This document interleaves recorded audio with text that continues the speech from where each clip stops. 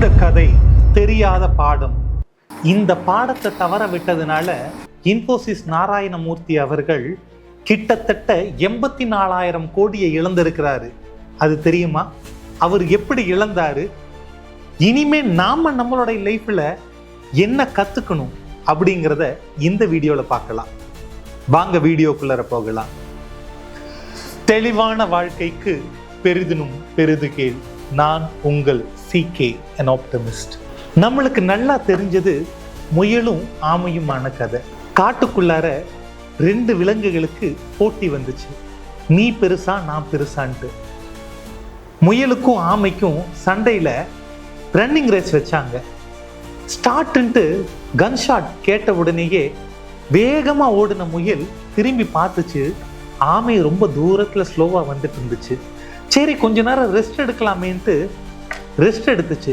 ஆனா ஸ்லோவா வந்த ஆமை அந்த வெற்றி கோட்டை தாண்டி வெற்றியை கைப்பற்றிருச்சு. இதுல நம்மளுக்கு தெரிஞ்ச கதை கரு slow and steady wins the race அப்படின்னாங்க. ஆனா கதை அங்க முடியல. நாம ஏன் தோத்தோம் அப்படின்னு முயல் யோசிச்சுது. மறுபடியும் ஆமையை போட்டிக்கு கூப்பிட்டுச்சு. இந்த முறை எந்த ஒரு இடத்துலையும் நிற்காம முயல் வேகமா ஓடி தன்னுடைய இலக்கை அடைஞ்சிருச்சு. அதனால slow and steady wins the ரேஸ்ங்கிறது போயிட்டு போச்சு. Learn from your mistakes, you can grow better அப்படிங்கிற புது விஷயம் நம்மளுக்கு கிடைச்சது. அப்ப என்னால எல்லாம் சாதிக்கவே முடியாதா? இனிமே எப்பையும் என்னால ஜெயிக்க முடியாதா?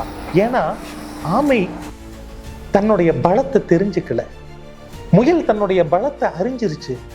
இப்ப நான் என்ன பண்றதுன்ட்டு ஆமை யோசிச்சுது. மீண்டும் அதே முயலை போட்டிக்கு கூப்பிட்டுச்சு. இப்ப பாதையில ஒரு சின்ன திருத்தம். பாதி தூரத்துல நிலம், அதை தாண்டி ஒரு ஆறு, அந்த ஆத்தை தாண்டி தன்னுடைய இறுதி கோடை அமைச்சுது ஆமை. இப்ப மீண்டும் போட்டியை ஆரம்பிச்சாங்க.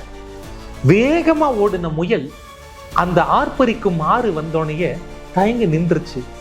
மெல்லமா வந்த ஆமை அந்த தண்ணிக்குள்ளார நீந்தி போய் அந்த சைடு கடந்து வெற்றியை பெற்றுச்சு. அப்ப எல்லாத்துக்கும் தனித்துவமை இருக்கு. உதாரணத்துக்கு, நான் சுகிசிவத்தை சந்திக்கும் போது அவரு எனக்கு ஒண்ணு எழுதி கொடுத்தாரு. நீ ஒரு ராஜகுமாரன், உன் ராஜ்யம் எங்கே? இந்த கேள்வி எனக்குள்ளார மிகப்பெரிய தாக்கத்தை ஏற்படுத்துச்சு. நாம எல்லாருமே ராஜகுமாரர்கள் தான். நம்மளுடைய ராஜாங்கத்தை சரியா கண்டுபிடிச்சிட்டோம்னா உங்களுடைய தனித்திறமை என்ன, உங்களுடைய பெஸ்ட் விஷன், உங்களுடைய பெஸ்ட் எபிலிட்டி என்ன, இந்த விஷயத்தை நம்ம ஐடென்டிஃபை பண்ணிட்டோம்னா அதுல நாம தான் கிங்கு.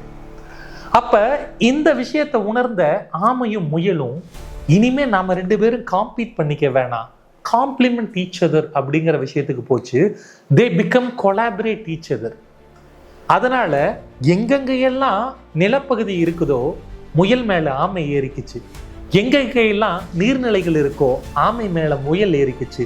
இந்த 2ம் கொலாபரேட் பண்ணதுனால மிகப்பெரிய சக்சஸ் அடைஞ்சது. அப்ப இதுல இருந்து நம்மளுக்கு தெரியக்கூடிய லெசன் என்னன்னா, first thing, learn from your mistakes and never do that again. 2வது, each person is unique, find your uniqueness. அந்த யூனிக்னஸ் மூலியமா தான் நாம் சக்சஸ் ஆக முடியும் அப்படிங்கிறது. 3வது, don't compete with each other, instead compliment with each other and collaborate with others. இப்ப நாராயணமூர்த்தி எந்த வகையில தவற விட்டாரு? 2015 இன்போசிஸோடைய சிஇஓவா இருந்தவர் விஷால் சிக்கா, அவர் ஒரு ப்ரொபோசலை கொடுக்கிறாரு. ஓப்பன் ஏஐ ஒரு பெரிய பூம் ஆக போகுது, அதுல நம்ம இன்வெஸ்ட் பண்ணலான்ட்டு ஆல்மோஸ்ட் $1 பில்லியன் இன்வெஸ்ட் பண்றதுக்கு எல்லாத்துக்கிட்டையும் பேசிட்டாரு. ஓப்பன் ஏஐயோடைய மேனேஜ்மெண்ட் பீப்புள்ல இருந்த எலான் மஸ்க் முதற்கொண்டு எல்லாத்துக்கிட்டையும் பேசிட்டாங்க. ஆனா லாஸ்ட் மினிட்ல நாராயணமூர்த்தியும் நந்தன் நீலகிரி அவர்களும் இந்த ப்ரொபோசலை ரிஜெக்ட் பண்ணிட்டாங்க. சிஇஓ பதவியில இருந்து அவரையும் தூக்கிட்டாங்க. இது ஒரு 5 வருஷத்துல ஓப்பன் ஏஐ சாட் ஜிபிடிங்கிறத கொடுத்து இன்னும் பல ஏஐ ப்ராஜெக்ட்ஸை ரிலீஸ் பண்ணி மிகப்பெரிய லெவல்ல க்ரோ ஆயிட்டாங்க. ஆனா இதை மறைமுகமா மைக்ரோசாஃப்டினுடைய நட்டல்லா சூப்பரா யூஸ் பண்ணிக்கிட்டாரு. தன்னுடைய கம்பெனியில பெரும் பங்கை அதுல இன்வெஸ்ட் பண்ணாங்க. இன்னைக்கு உலகையே ஏஐ மூலியமா ஆட்கொண்டிருக்காங்க. ஓப்பன் ஏஐயை காம்படிஷனாக பார்த்து விலகி நின்ன ஒரு காரணத்தினால இன்னைக்கு $10 பில்லியன், கிட்டத்தட்ட இந்திய மதிப்பிற்கு 84,000 கோடி ரூபாயை இழந்திருக்கிறாங்க. நம்மளுடைய லைஃப்லையும் வாய்ப்புகள் இந்த மாதிரி வரும். ஆனால் நிறைய நேரங்களில் அவங்க கூட போட்டி போட்டுட்டு அதை நம்ம தவற விட்டுறோம். அதற்கு பதிலாக கொலாபரேட் பண்ணுங்க, வாழ்க்கையில் பெரிய லெவலுக்கு போகலாம். நீங்கள் உங்களுடைய பிஸ்னஸில் யாரையெல்லாம் காம்படிட்டராக பார்க்குறீங்க, இனிமே அவங்க கிட்ட எப்படி காம்ப்ளிமெண்ட் பண்ணலாம், கொலாபரேட் பண்ணலாம், எப்படி டுகெதராக ஒர்க் பண்ணி ஒரு பெரிய லெவல் சக்ஸஸை அடையலாம் அப்படிங்கிறத கீழே கமெண்ட்ல சொல்லுங்க. It's me signing off CK, an optimist.